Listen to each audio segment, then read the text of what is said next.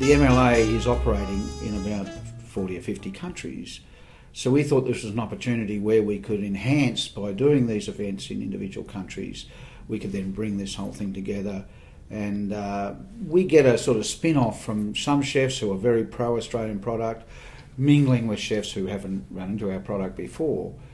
And it has worked very well for us. Really nice to be here with a large group of chefs from all over the world. So I should say, ni hao, konnichiwa, genki desu ka, namaste, sawadee ka.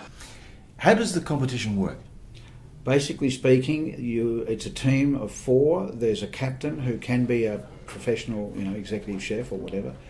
And then there's 3 young emerging chefs, as we call them, under 35. And they enter the competition. They come in, they can literally enter an hour before the competition started. It's that easy.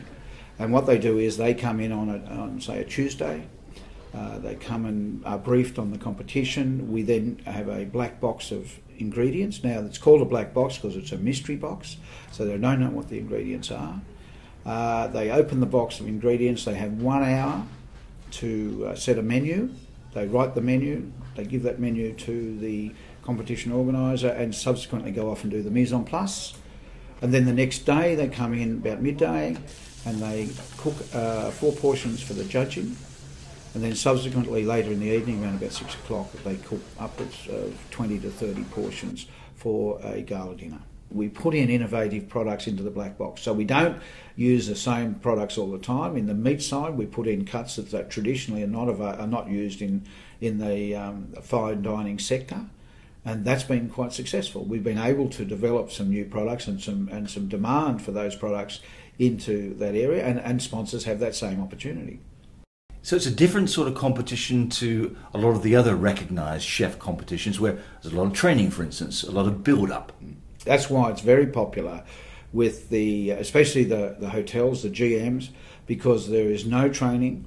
There's not that many mystery box programs around. And there is a trend with wax, the peak chef body, and the profession generally to put a lot more energy into training young chefs, and especially in the Asian context where you've got a lot of young kids coming in who don't get the opportunity to get the sort of training that, say, in Europe and America and Australia, they can go to formal schools. So it's a fantastic event for them as well.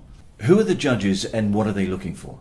Well, they're international judges. They're all recognised as wax accredited judges, and that means that the peak body of the chefs associations who assess these chefs will use them in their events if possible. They are people in a number of cases who've had experience in the black box. They've actually participated. A couple of them have actually been winners of the global final. They are looking for a number of factors. They're looking for, obviously, the creativity in the dishes they provide.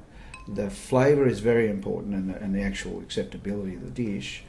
The hygiene, the way it's presented, the fact that it has to be, and this is one of the interesting ones, that it must be serviceable. In other words, in a lot of competitions people make very ornate dishes, but they would not work in a 300-seat gala dinner.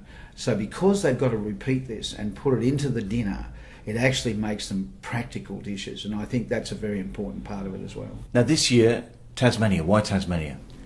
We have worked with the government in Tasmania and had very positive outcomes, so they're very easy to work with and very professional.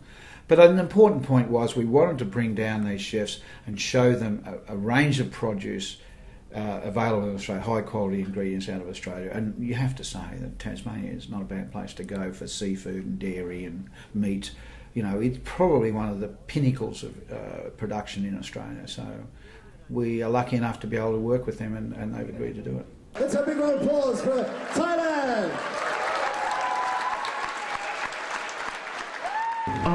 We are so proud. This award is not only for us, but also this award is for our academy and for Thai people. This is one of the longer events around. Chefs' competitions normally don't last this long. And we think this has got some more life in it, that's for sure.